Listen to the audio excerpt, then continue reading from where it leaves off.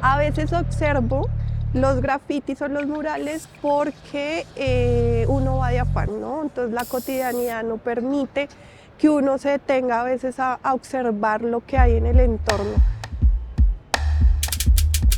A mí me gusta observar los murales, sobre todo los que me dicen algo, los que me ponen a pensar, los que siento que tienen un mensaje.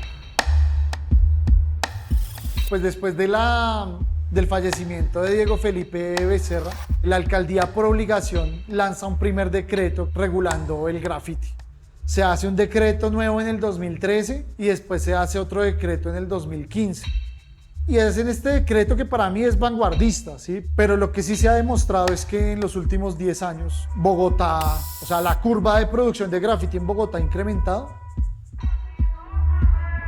De pronto lo miro, los colores me llamaron la atención, pero me detengo especialmente en aquellos que me interrogan, que me ponen a reflexionar, que me dicen algo, que me hablan. Me gustan esos murales donde las paredes hablan.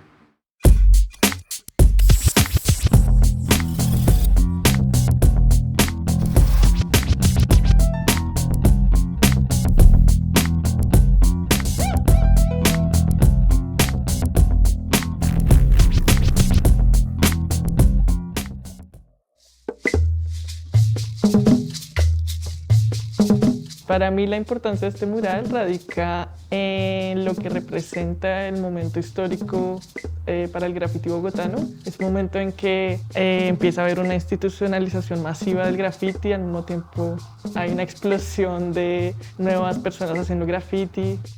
Lo más sencillo y lo más potente es el amor a pesar de las adversidades. Como el amor prevalece, ¿verdad?, en los momentos más complicados, y no necesariamente una expresión de amor como es un beso, sino hay como muchas formas de definirlo. Yo creo que el beso le demuestra a Bogotá que una ciudad se constituye principalmente e inicialmente desde las personas que la habitan, que la ciudad no es un plano donde se levantan edificios o se trazan avenidas, sino es un lugar donde está la gente. Y está la gente en sus versiones más primitivas, en sus versiones más naturales, en sus versiones más comunes, como en el caso del beso.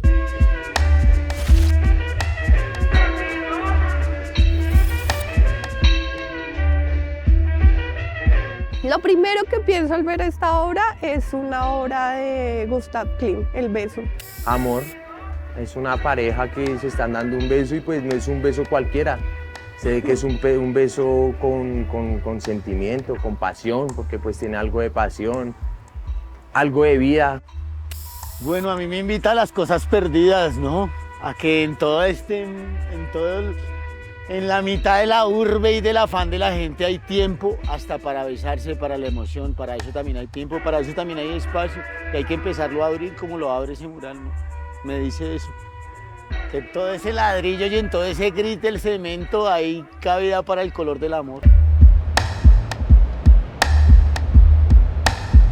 Hay unas cavernas de Lascaux en Francia, en donde se encuentran como los registros más antiguos de escritura o de dibujo. Bueno, la historia del graffiti, según mis propios trabajos de investigación, está relacionada con el mismo concepto de escritura. Entonces, un criterio que es la prohibición. Por tanto, al final yo digo que el graffiti es la escritura de lo prohibido.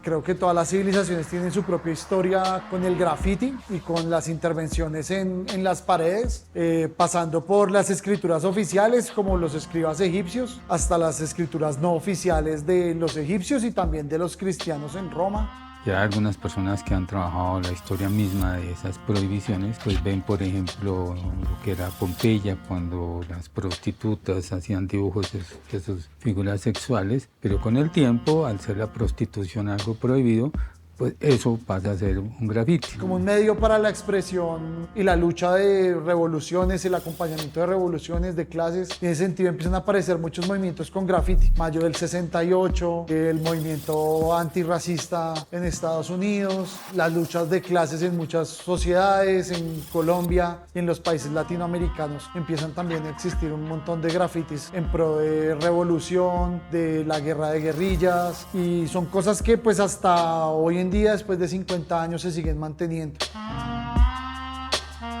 Conozco algo del contexto de cómo fue creado el mural a través de una fotografía que un fotógrafo pues famoso realiza, no me acuerdo en qué contexto de la ciudad, pero la toma a dos habitantes de calle que se están dando un beso muy apasionado. Nosotros decidimos hacer el beso principalmente porque se abrieron en esa época, 2013, estamos hablando de la primera convocatoria de murales de gran formato en Bogotá. Cuando fuimos elegidos, pues empezamos a analizar las opciones. Y surgió la idea de trabajar sobre esta fotografía que habíamos visto en el periódico y nos interesó principalmente porque el fotógrafo se había concentrado sobre lo que pasaba en el Bronx durante la visita del presidente, pero no se centró en la visita del presidente como tal, del personaje, sino como del entorno y de lo que estaban viviendo estas personas. La foto en sí es bastante impactante, ¿verdad? O a nosotros como que a todos nos conmovió. Pues estaba esta parejita dándose afecto, dándose amor, dándose pues esa necesidad básica del ser humano de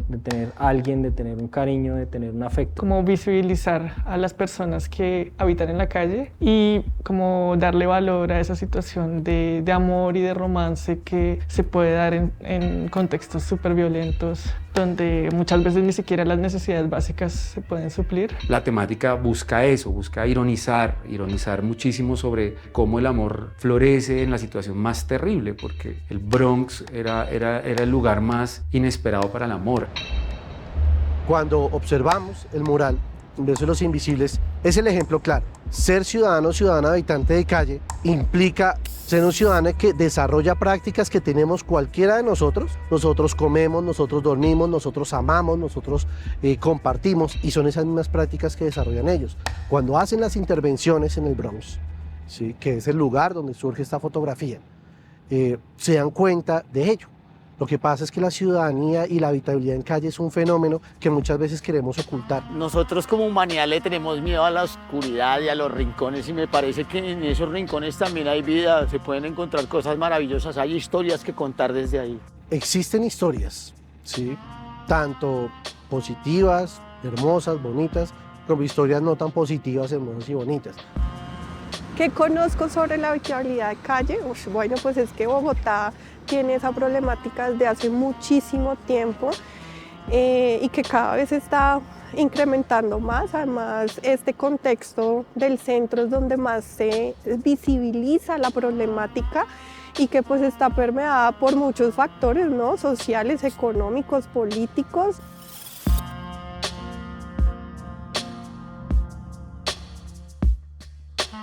La mayoría de la población habitante de calle son hombres, y esto se debe principalmente a las dinámicas de la calle misma. ¿Sí? La calle es un ejercicio duro, la calle es un ejercicio violento. ¿Sí? La mujer en situación de calle es una persona doblemente vulnerable. Bueno, realmente yo respeto mucho a las personas que argumentan o que definen esto como habitante de calle, que definen a las personas. Yo creo que en la calle es imposible habitar. Uno habita en una casa porque en una casa se puede vivir. En la calle no se puede vivir, en la calle se sobrevive, que es una circunstancia sobre la vida.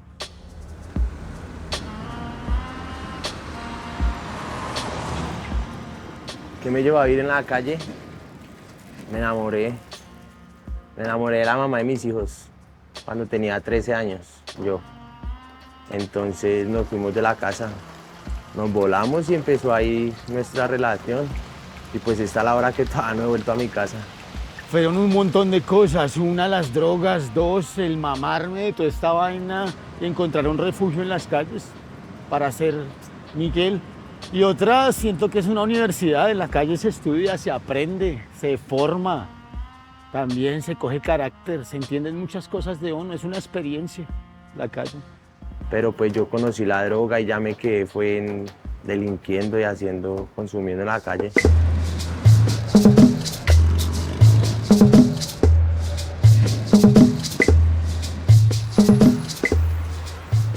Mi nombre es Miguel Rincón y en este momento estoy en un proceso de rehabilitación para salir de las calles de las drogas. Estoy en mi proceso de recuperación de hábitos en el hogar de Paso el Camino. Hace 17 años estoy en la calle, conozco lo que es habitabilidad de calle. Yo empecé en la calle a la edad de 12 años Fue mi primera experiencia en la calle, ¿no? Y pues volví como digamos al redil y hace 6 años volví a lanzarme en la calle, antes de la pandemia. La calle está llena de muchas relaciones conflictivas, relaciones de violencia, pero también historias de esperanza, historias de amor. En la calle usted encuentra de todo, desde un buen amigo, porque pues aunque son pocos, se encuentra como gente profesionales consumidos en la droga, llevados a la calle por una desilusión, por una pérdida. El rechazo por parte de las comunidades. Hay comunidades que ven al habitante de calle como la persona que genera problemas, la persona que está dañando la tranquilidad de una comunidad. Lo particular es que viven en la calle. No debemos juzgarlos, debemos de cambiar mucho los imaginarios que hay sobre estas dinámicas. También cuidan sus mascotas, también cuidan sus elementos. Para ellos es importante la foto, el librito, así como para uno, ¿sí? Para ellos es importante su entorno y las personas con las que comparten. Hay sitios donde hay avisos, incluso en las paredes, donde prohíben el ingreso de habitantes de calle al sector, bajo la amenaza casi de muerte para estas personas. Bueno, yo diría que el primer peligro es la locura. Usted corre el peligro de volverse loco, pero además de eso, corre el peligro de, hay muchísima inmigración, muchísima violencia. En la calle la ley no funciona de la misma manera, ¿no? Porque la ley protege al ciudadano que habita una casa, al de calle no tanto. A ese man ya le puede pasar lo que sea, no nos importa. A mí me tocó irme del barrio por eso mismo, por la limpieza social.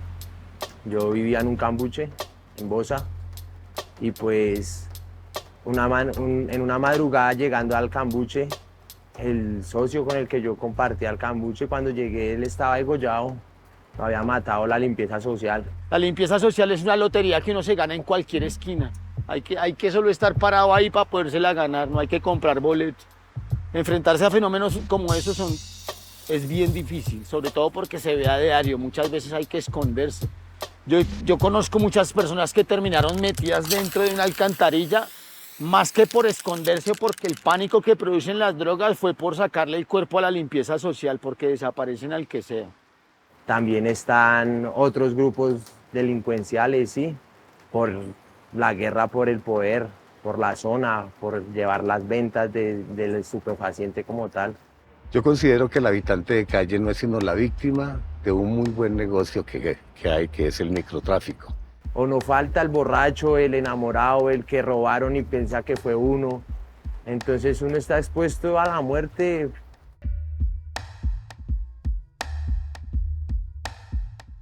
Conozco varias personas que de pronto son desplazados o simplemente les gusta la calle. No solamente la calle no va relacionada con droga.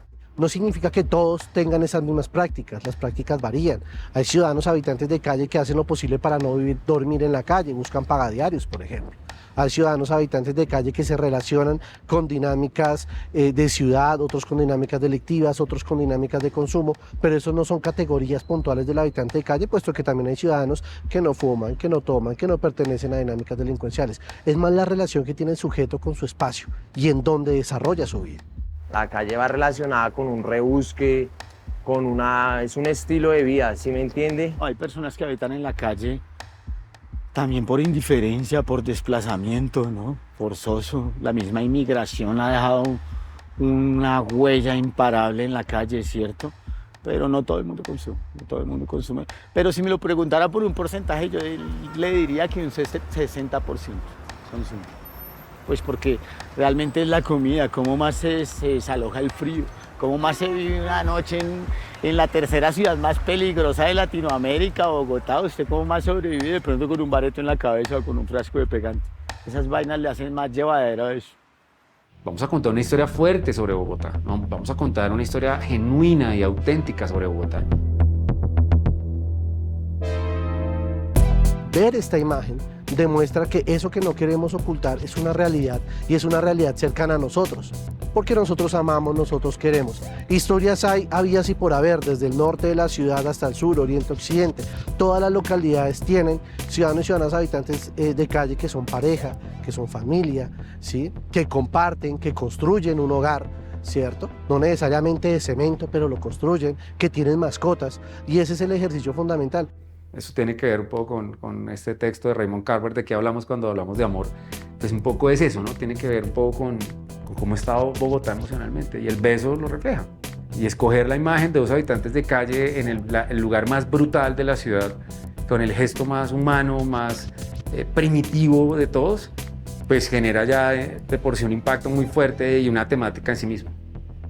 Yo enviudé en la calle, tenía a mi pareja, la conocí pues en medio del trajín de la calle, más que en la propia calle, en el trajín de la calle, en medio de los hogares de paso, de todo eso la conocí, y ella la mataron en lo que llamaron la tragedia del Cartucho. Desde ahí quedé viudo.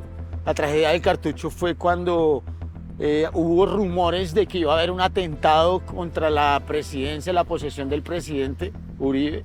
Y entonces un helicóptero se acercó al Cartucho y lanzó un rocket para evitar el atentado. Hubieron daños colaterales, ¿no? Yo creo que yo fui uno de ellos. Y mi señora, ella murió ahí, en esa tragedia.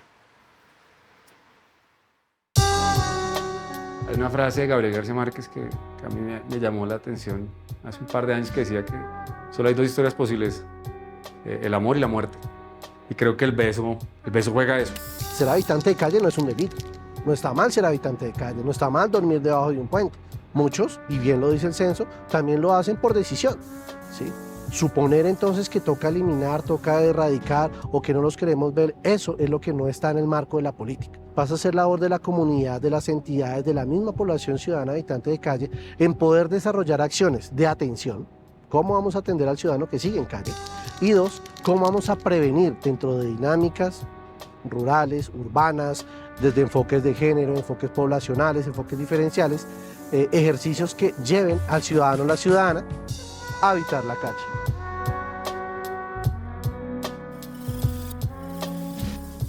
No es gratuito que en el centro esté la intervención de arte, ¿no? Es poder decir, resignifiquemos el espacio público, también para estas personas que habitan la calle, o sea, también es digno, ¿no? Entonces, ¿por qué entonces el arte solo es para un lado de la ciudad? No, venga, intervengamos el centro, que también es importante, no solo para que sea bonito, sino que para que todos habitemos en un espacio que es de todos, ¿no? Y de todas. La ironía de lo visible y de lo invisible. Entonces, por eso la obra se llamó El beso de los invisibles, porque finalmente los habitantes de calle, como son los personajes del beso de los invisibles, pues son personas que muchas veces no vemos ni deseamos ver como sociedad. Definitivamente se puede hacer una transformación a nivel social con este tipo de obras. Sí, es un chico que está de pronto en una práctica o en un estilo de vida ahí de calle, drogas, puede que se termine orientando al arte gracias a uno de estos murales, ¿no? Eso ya ha pasado, entonces es como lo más gratificante, yo creo, de esto. Pensar a qué intereses sirven esos murales que se hacen, por más de que pensamos que son bonitos o que cuentan algo positivo, porque muchas veces los artistas terminan cayendo en juegos como de valorizar unos barrios, de darle una imagen a la ciudad, pero en realidad luego se están como sacando a las personas de bajos recursos de esos barrios y se están vendiendo a personas más ricas, y todo eso desemboca en procesos de gentrificación que al fin y al cabo hacen que los centros de la ciudad se vuelvan súper costosos. ¿Y eso a quién sirve? Entonces pienso que tal vez eso ya empezó hace muchos años, pero todavía se puede reflexionar qué es lo que, a quién sirven esos murales que estamos haciendo. Tanto el arte como el graffiti, o muralismo, etcétera, tienen de maravilloso que trabajan desde la interioridad profunda de los seres humanos y contribuye para formar espíritus críticos, independientes y creativos a los ciudadanos.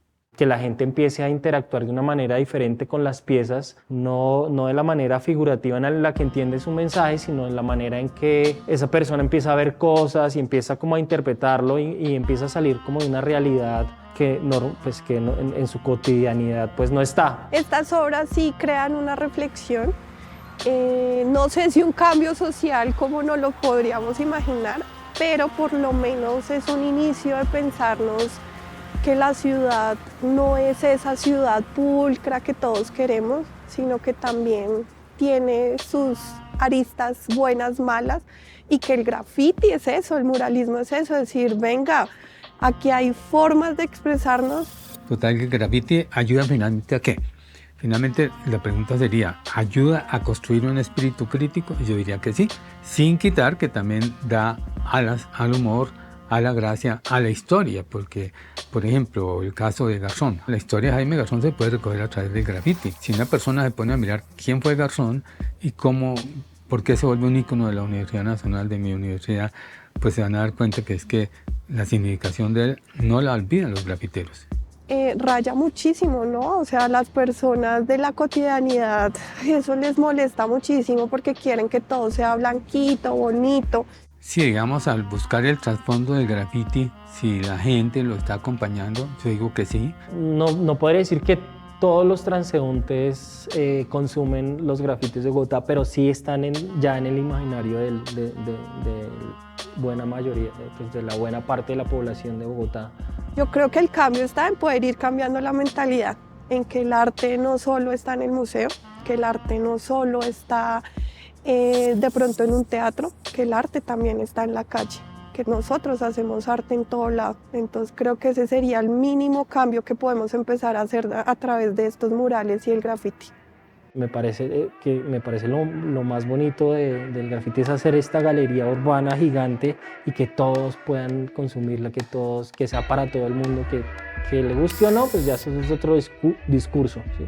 Se podría construir un manual del graffiti, ciertamente, pues lo que yo he hecho en varios de mis libros, una especie, digamos, de decálogo de cuándo es arte, cuándo es graffiti, cuándo es pintura, cuándo es arte visual, cuándo es arte público y por tanto si desde la academia, como es el caso mío, estamos dando pistas para la comprensión. Las instrucciones para observar y ver graffiti, yo creo que bueno, el primer paso es guardar el celular, concentrarse pues en ver la imagen. Verlo a la distancia, sí.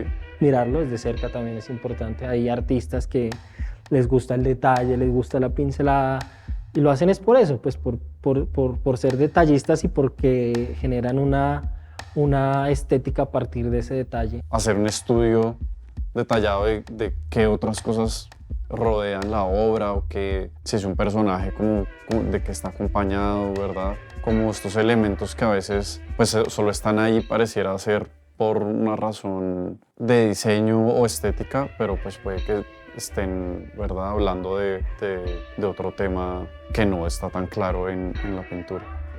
Las obras están en la calle y son libres de interpretación. No es obligación pues que tú llegues a qué quiso decir este artista y te mates la cabeza. No, simplemente es una pintura que tú interpretas y lees el mensaje claro. Si es una vaina abstracta igual, puedes mirar lo que quieras, un dragón, un Pikachu, un lo que sea. Es libre y puedes hacerlo a tu manera. Para mí sería simple, sería primera instrucción, mire el mural, segunda instrucción, piense lo que quiera.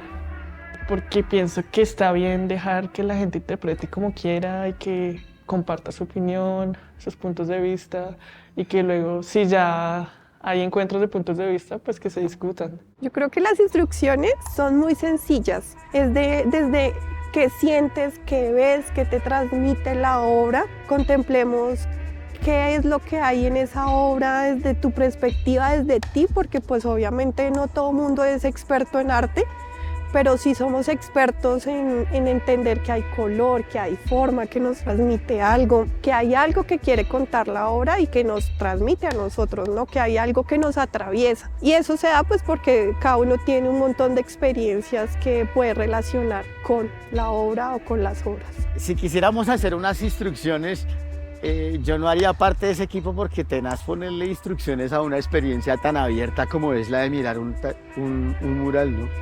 Bacano que la gente lo mire como lo pueda y el que no lo pueda pues que no lo mire, pero colocarle instrucciones sería como protocolizar el asunto.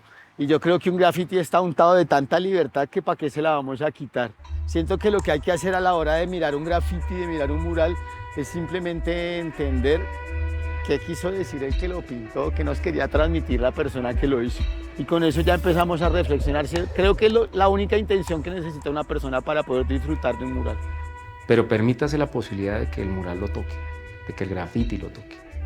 Porque en ese proceso de digamos, de sensibilidad respecto al muro y a la pared intervenida, yo creo que las sociedades, desde lo individual y desde lo colectivo, van a encontrar muchas respuestas, o por lo menos nuevas preguntas a por qué estamos en el lugar en el que estamos.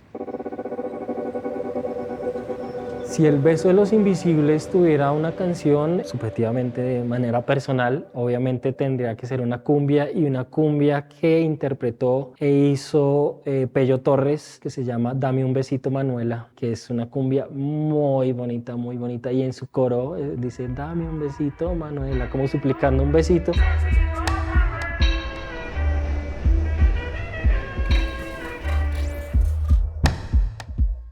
Y aunque pienso en escapar, no lo puedo lograr. Solo mirar y callar y limitarme a que estar un callejero aguerrido. Hoy me encuentro conmovido y no sé cómo con el tiempo aún no me he enloquecido. Pero aún así existe pues amor. Le metemos al graffiti mucho color, corazón. Así de fácilmente yo lo digo al micrófono. Para todos mis respetos, MC Chopper, quien cantó.